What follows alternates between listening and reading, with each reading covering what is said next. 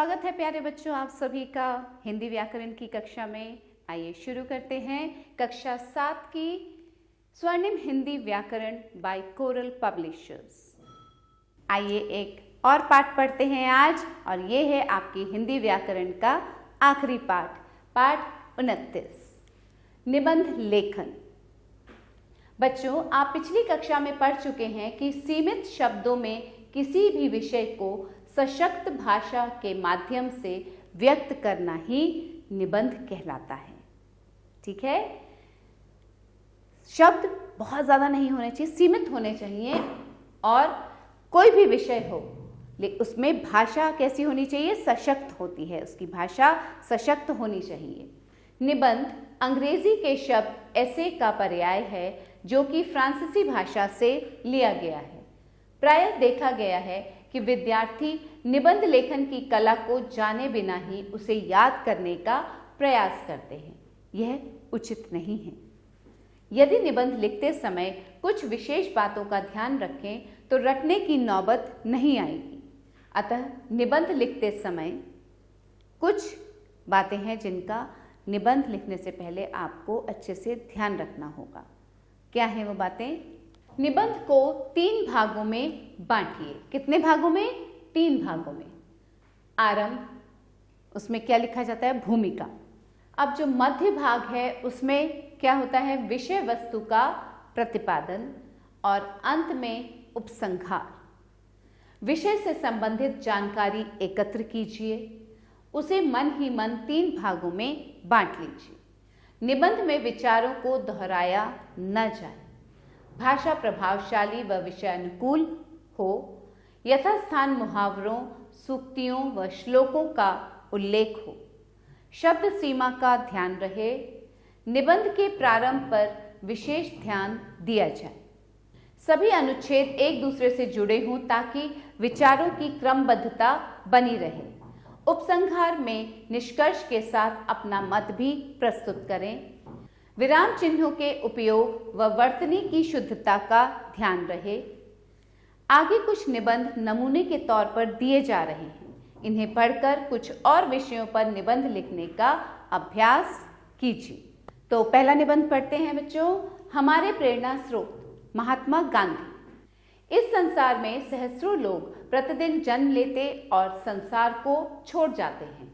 उनमें से अधिकांश उदरपूर्ति और आवश्यकता, इच्छा तृप्ति के बंधन में बंधे परलोक को प्राप्त होते हैं। मरने के बाद संसार में उनके स्थान की कहीं रिक्तता नहीं पाई जाती है, किंतु कुछ विभूतियां ऐसी होती हैं जिनकी अनुपस्थिति सदैव अनुभव की जाती रहती है। ऐसे ही महान और तेजस्वी विभूतियों में थे मोहनदास करमचंद गांधी। सत्य और अहिंसा का यह अमर पुजारी आज धरती पर नहीं है, परंतु उसका नव जीवन संदेश आज भी भारत की सीमाओं से निकलकर सारे संसार को अनुप्राणित कर रहा है। उच्च कोटि के इस संत ने यह सिद्ध कर दिया कि आत्मिक बल शारीरिक बल से कहीं अधिक श्रेष्ठ और शक्तिशाली है। जन्म तथा पारिवारिक परिचय। अब उनके जन्म के विषय में बताएंगे और पारिवारिक परिचय भी देंगे। महात्मा गांधी का पूरा नाम मोहनदास करमचंद गांधी था। उनका जन्म 2 अक्टूबर 1869 को गुजरात के काठियावाड़ में पोरबंदर नामक स्थान पर हुआ था। इनकी माता का नाम पुतलीबाई और पिता का नाम करमचंद गांधी था। इनके पिता राजकोट रियासत के दीवान थे।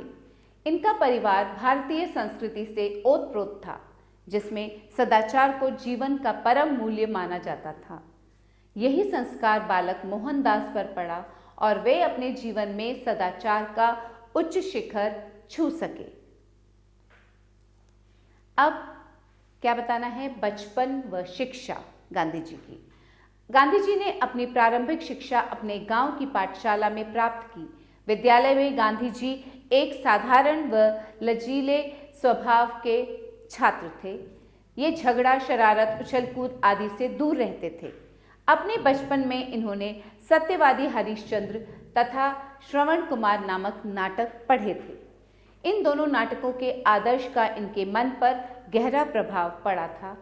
13 वर्ष की अवस्था में इनका विवाह कस्तूरबा के साथ हो गया था। इसी वर्ष इन्होंने मैट्रिक की परीक्षा उत्तीर्ण की और वकालत पढ़ने इंग्लैंड चले गए। भारत लौटने पर इन्होंने वकालत आरंभ की और एक मुकदमे के संबंध में दक्षिण अफ्रीका चले गए। दक्षिण अफ्रीका में गांधी जी, अब गांधी जी जब दक्षिण अफ्रीका में थे उनके विषय में बताना है। दक्षिण अफ्रीका में गांधी जी ने भारतीयों की दयनीय दशा देखी। गोरों और कालों के भेद ने गांधी जी के हृदय में विद्रोह की ज्वाला उत्पन्न की। इन्होंने इस दुर्व्यवहार व अत्याचार के विरुद्ध संघर्ष करने की ठानी। संघर्ष में इन्हें अभूतपूर्व सफलता मिली। इन्होंने अनेक यातनाएं सही, पर सत्याग्रह के फलस्वरूप दक्षिण अफ्रीका के भारतीयों पर किए जाने वाले अत्याचार बंद हो गए। इस प्रकार भारतीयों का खोया हुआ सम्मान उन्हें वापस दिलवाकर गांधी जी स्वदेश लौट आए। अब भारत में गांधी जी 1915 में जब गांधी जी स्वदेश लौटे तो इन्होंने अनुभव किया कि यहाँ की दशा भी बहुत शोचनीय है। लोगों का अनेक प्रकार से शोषण किया जा रहा है। गोपाल कृष्ण गोखले की अपील पर ये भारतीय राष्ट्रीय कांग्रेस के गणमान्य सदस्य बन गए। इन्होंने संपूर्ण भारत का भ्रमण किया और स्वतंत्रता संग्राम के आंदोलन में कूद पड़े। ये आंदोलन का पूर्ण संचालन अहिंसा की नीतियों पर चलकर करने लगे। समय समय पर इन्होंने अंग्रेजों के विरुद्ध अनेक आंदोलन चलाए, जिनमें भारतीय जनमानस का इन्हें सक्रिय सहयोग मिला। इनसे प्रेरित बहुत से लोगों ने अंग्रेजी सरकार की नौकरी छोड़ दी तथा विदेशी वस्तुओं का बहिष्कार किया। अमर बलिदान 30 जनवरी 1948 को साइन प्रार्थना सभा में नाथूराम गोडसे ने गोली मारकर उनकी हत्या कर दी। हे राम शब्द कहकर इन्होंने अपने प्राण त्यागे। इनके नश्वर शरीर का अंत हो गया, परंतु इनके आदर्श एवं उपदेश हमारे मध्य सदैव उपस्थित रहकर मार्गदर्शन करते रहेंगे। पंडित जवाहरलाल नेहरू के शब्दों में, प्रकाश बुझा नहीं, क्योंकि वह हजारों लाखों व्यक्तियों के हृदय को प्रकाशित कर चुका था। गांधी जी के महान आदर्श। गांधी जी का ईश्वर में अखंड विश्वास था। सत्य को उन्होंने ईश्वर का ही दूसरा नाम बताया।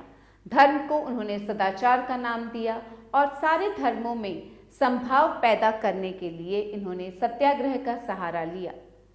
उनकी कथनी और करनी में कोई भेद नहीं था।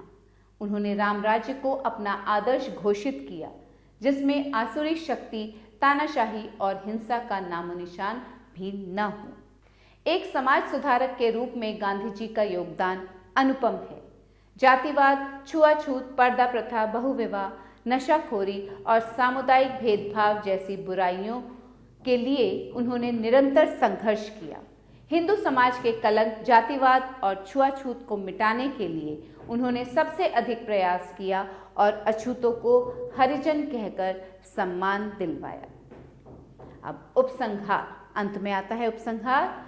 गांधी जी इस युग के महान पुरुष थे। उन्होंने शताब्दियों से सोए हुए भारतवर्ष को जागृत किया और देश में आत्मसम्मान की लहर दौड़ाई।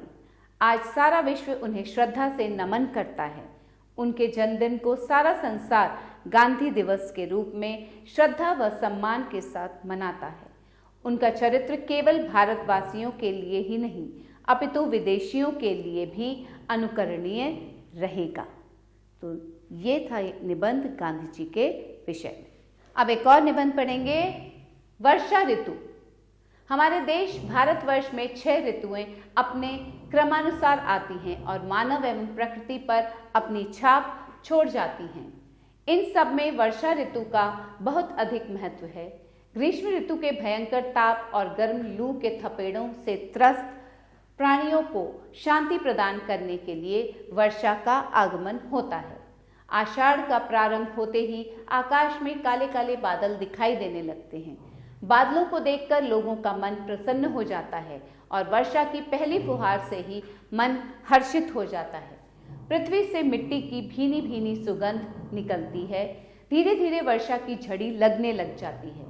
चारों ओर हरियाली ही हरियाली दिखाई पड़ने लगती है। पेड़ पौधों और वनस्पतियों को नया जीवन मिल जाता है। मोर काली घटाओं को देखकर नाच उठते हैं।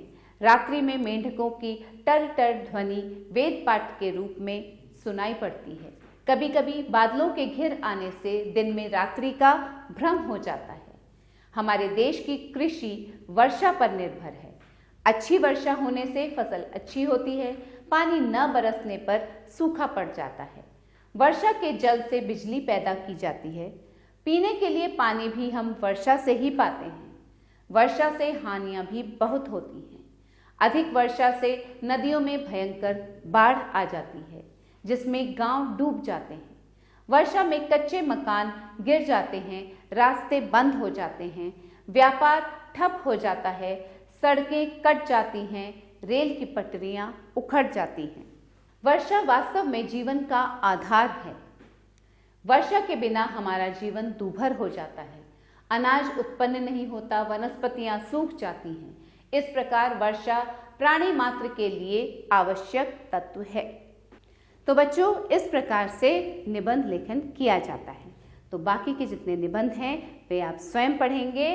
राष्ट्रीय एकता, फिर है मेरे जीवन का लक्ष्य, हमारा राष्ट्रीय ध्वज, विजयादशमी, दशहरा जिसे कहते हैं, स्वतंत्रता दिवस 15 अगस्त, सच्ची मित्रता। तो इन सभी निबंधों को अच्छे से पढ़िएगा। अब आते हैं अभ्यास। देखें आपने क्या सीखा। निम्नलिखित विषयों पर लगभग 250 शब्दों में निबंध लिखिए। जीवन में खेलों का महत्व, मेरा प्रिय मित्र, प्रदूषण की समस्या, मेरा प्रिय नेता, आंखों देखे किसी मैच का वर्णन, परीक्षा का प्रथम दिन। तो बच्चों, इन सभी निबंधों को आप स्वयं लिखेंगे। तो इनको लिखने के लिए आपको बहुत सारे निबंध पढ़ने आवश्यक हैं। तो सारे निबंधों को 2-3 बार अच्छे से पढ़िएगा, जिससे कि आपको पता लगे कि किस प्रकार से निबंध को शुरुआत की जाती है, निबंध का आरंभ किया जाता है और अंत किया जाता है। ठीक है, और विषय वस्तु को किस प्रकार से लिखते हैं। तो पाठ को करते हैं यहीं समाप्त, और आशा करती हूँ आप एक बार फिर से इस पाठ को अच्छे से पढ़ेंगे। सभी पाठों को अच्छे से पढ़ना आवश्यक है, जिससे कि आपको और अच्छे से समझ में आए। फिर मिलेंगे एक नए पाठ के साथ, कुछ नया सीखेंगे, कुछ नया पढ़ेंगे। तब तक के लिए पढ़ते रहिए, बढ़ते रहिए। आभार।